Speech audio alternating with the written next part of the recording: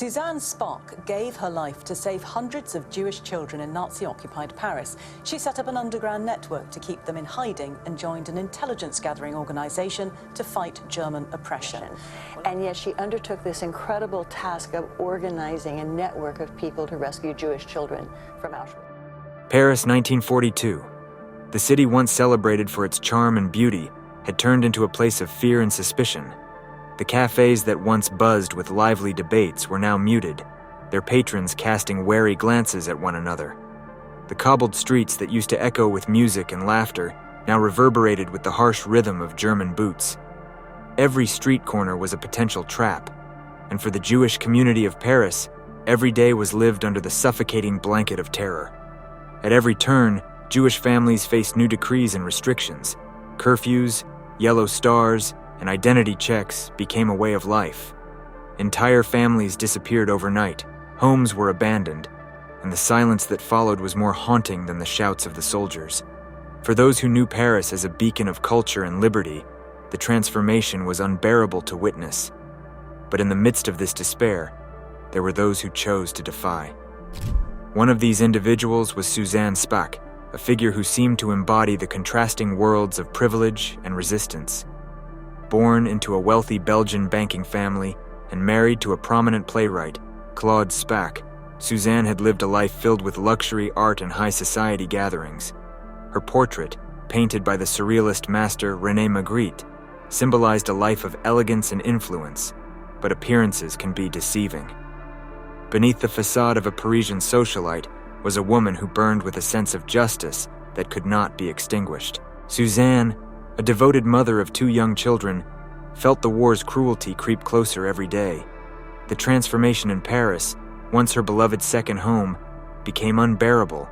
She would walk through the streets, haunted by the sounds of weeping. The sight of once vibrant neighborhoods turned into ghostly remnants of what they once were. And then there were the children, the little ones clutching their mother's skirts, the haunted eyes of toddlers peering out from behind cracked shutters. Innocence shattered by a war they could not understand. It was these sights that hardened her resolve and led her to a decision that would change her life and the lives of many others, forever. She could no longer simply observe from her comfortable position on the sidelines.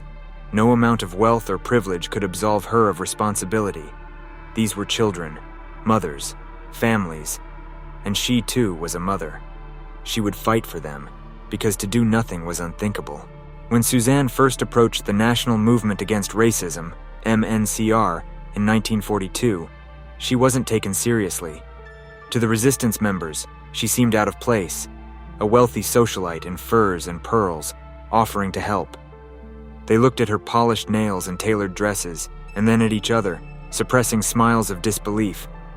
What could this privileged woman possibly know of danger, of sacrifice? But Suzanne's eyes, filled with a mix of determination and anguish, told a different story. She was not there for thrill-seeking or adventure. She was there because the suffering around her had become too much to bear. As B. Aronson, one of the resistance members, later recounted, they were doubtful at first but quickly realized their mistake. This was a woman who was willing to give up everything, her safety, her home, even her life, for the cause.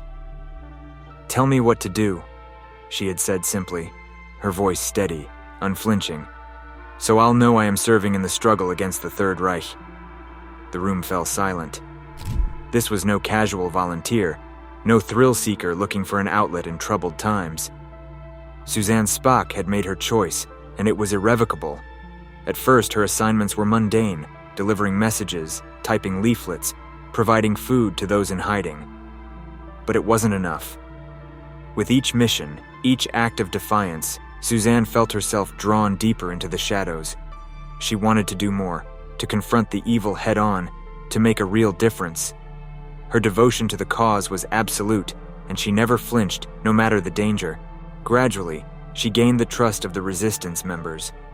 They began to assign her riskier missions, gathering intelligence, securing safe houses, transporting documents. Suzanne's transformation from a sheltered socialite to a hardened resistance operative was rapid and complete. Gone were the elegant gowns and pearls.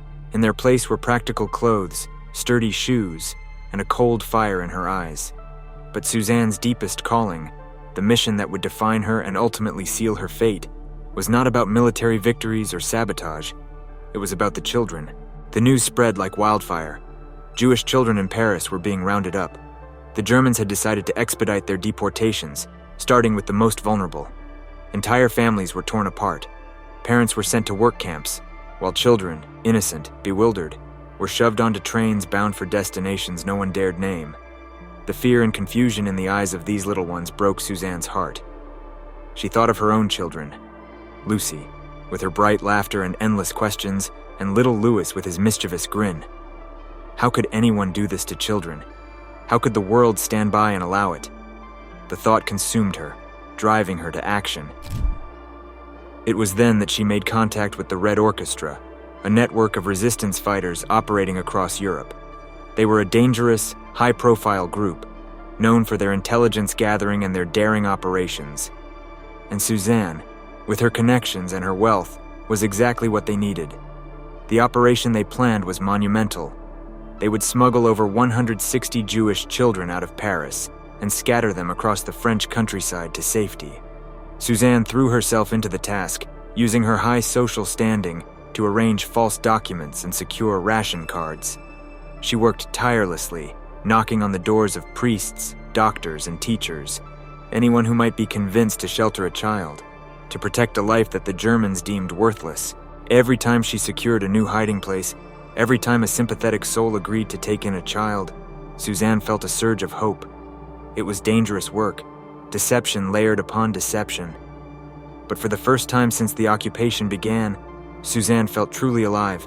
She was no longer a passive observer, she was a fighter. When the roundup began in early 1943, Suzanne and her comrades were ready. One by one, she took the children from UGIF centers, frightened little ones clutching their few possessions, their eyes wide with confusion and terror. Suzanne would crouch down, smile softly, and whisper words of comfort. "We're going on a little adventure," she would say, holding out her hand. "Stay close to me and everything will be all right." For many of these children, Suzanne's face would be the last one they remembered from their old life, before they were hidden away, given new names, new families, new identities. The operations were complex and dangerous. They had to move quickly, navigating checkpoints, bribing officials, and constantly changing routes to evade detection. One night, Suzanne led a group of 10 children through the darkened streets of Paris, their small hands clutching hers tightly. Every sound, every stray dog, every gust of wind seemed amplified in the silence. At one checkpoint, a German soldier shone a light directly into Suzanne's face. "Who are these children?" he barked, his voice sharp with suspicion. Suzanne's heart raced, but she forced herself to smile calmly. "My pupils," she replied lightly, holding up a forged document. "We're on our way to a new school in the countryside." The soldier's eyes narrowed, scanning the faces of the children. Suzanne held her breath. The silence stretched on, unbearable. And then with a grunt, the soldier waved them through. Suzanne exhaled softly, squeezing the children's hands in reassurance. They made it to the safe house that night, and as the children curled up on the floor to sleep, Suzanne sat watching over them, tears of relief streaming down her cheeks. Over the next few months, Suzanne's involvement deepened. Her home, once a place of elegance and serenity, became a hub of clandestine activity. Maps were spread out on the dining room table, ration cards tucked into the pages of children's books, and suitcases packed with essentials hidden in the closets. The constant threat of discovery hung over them like a dark cloud, but Suzanne didn't waver. She became adept at creating false identities, using her connections in high society to forge documents and bribe officials. Each time a new child was saved, it felt like a victory, a tiny triumph against the monstrous machine of the Third Reich. But the Gestapo was closing in. Their eyes and ears were everywhere, and betrayal could come from anyone, a neighbor, a colleague, even a friend. One day, Suzanne received a warning. A young woman she had worked with, a girl not much older than her own daughter, had been arrested. The news sent a shiver of dread through the network. Would she talk? Would she give them away? Suzanne knew the risks. Each time she left her home, she would kiss her children goodbye as if it were the last time. She would look into their eyes and wonder if they would ever see her again. But she went anyway. For every child she saved, the danger grew. But so did her resolve. Then, in October 1943, disaster struck.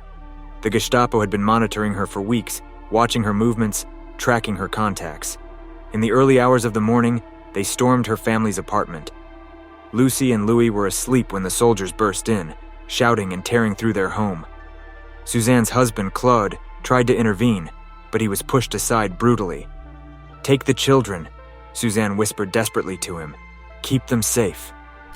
Before she could say more, she was dragged away, her hands bound behind her back.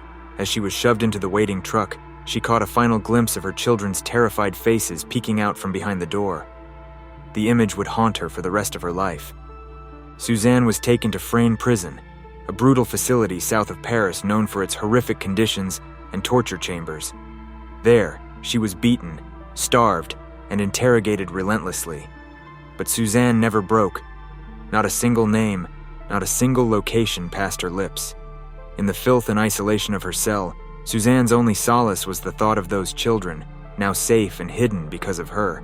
She would trace patterns on the wall with her fingers, imagining the faces of the little ones she had helped. In a letter smuggled out to her husband, she wrote, "Tell Lucy and Louis that their mother loves them. They must be brave. Tell them I did this for them, so they may grow up in a world without fear." The days in Frayne prison stretched endlessly. Suzanne had always been strong-willed, but the cold, the hunger, and the solitude took their toll. Each day the guards would come, barking orders, dragging her to the interrogation room. They would ask the same questions over and over again, trying to break her spirit. Who are your contacts? Where are the children? Who is hiding them? But Suzanne remained steadfast. Even when they screamed at her, even when they deprived her of sleep and food, she would stare back at them with a calm that only infuriated her captors more. "Do you really think you're saving them?" One guard sneered, leaning close to her, his face twisted with hatred. "Do you think you'll see your own children again?" Suzanne clenched her fists under the table, forcing herself not to react. She couldn't afford to show them how much their words hurt. She couldn't afford to let them know the depths of her fear. Instead, she lifted her chin and looked the guard squarely in the eye. "I have already saved them," she replied softly, her voice steady despite the quiver in her heart. "And nothing you do will change that." The guard's face contorted in rage. He slammed his fist on the table, the sound reverberating through the small room. But Suzanne didn't flinch.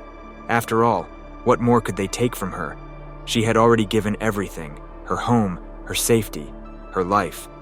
What remained was her will, and that she would never surrender. In the darkness of her cell, Suzanne held on to hope.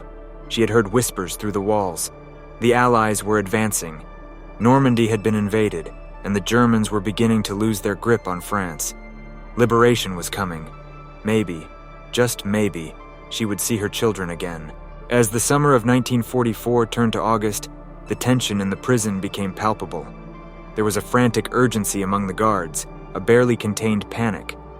The Allies were closing in on Paris, and it was only a matter of time before the city would be free. The prisoners whispered among themselves, their voices hushed but filled with cautious hope. But hope was dangerous. As the Allies advanced, the Gestapo began destroying records, covering their tracks, and preparing to flee. And with them, they took their revenge on those who had resisted. Executions became a daily occurrence, the sound of gunshots echoing through the courtyards. Each night, the prisoners would count the names of the missing, their hearts heavy with dread. Then, on the morning of August 12th, Suzanne's time came. The cell door clanged open, and she was yanked to her feet, her legs unsteady from weeks of malnutrition. She stumbled, but caught herself, straightening her back as best she could. There was no time to prepare, no time to say goodbye. She was marched down the long, narrow corridor, the sound of her footsteps mingling with the shouts and cries of the other prisoners. When they reached the courtyard, the sunlight was blinding. Suzanne blinked, trying to focus. The guards stood in a line, their faces hard and expressionless. And then she saw him, the officer in charge, the man with the cold, dead eyes, Heinz Panwitz, a high-ranking Gestapo officer known for his cruelty.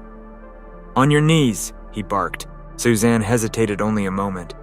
Then, with as much dignity as she could muster, she sank to her knees. she would not give them the satisfaction of seeing her afraid. She had stared into the face of oblivion more times than she could count, in the eyes of the children she saved, in the empty rooms of the deported families. But today she would not face it with fear. She would face it with the knowledge that she had done everything she could. "Any last words?" Panwitz sneered.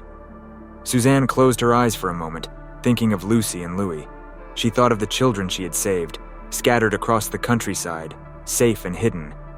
She thought of their smiles, their laughter, innocence preserved in a world gone mad. When she opened her eyes, she looked straight at Panwitz. "I am not afraid," she said softly.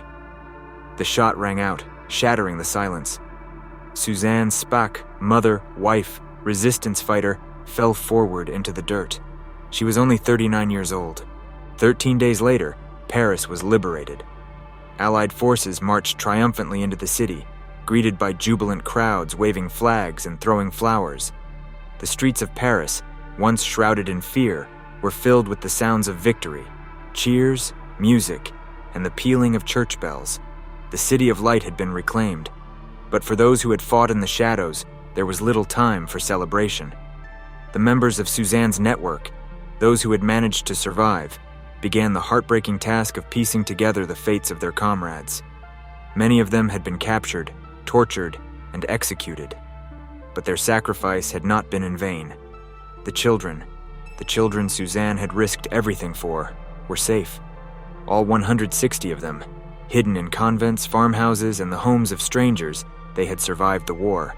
And as the resistance members tracked them down one by one, they thought of Suzanne. It was because of her courage, her unwavering determination, that these lives had been saved. Claude Spaak, Suzanne's husband, was devastated by the news of her passing. He had clung to the hope that she would be among the liberated, that they would be reunited, that she would come home. But it was not to be.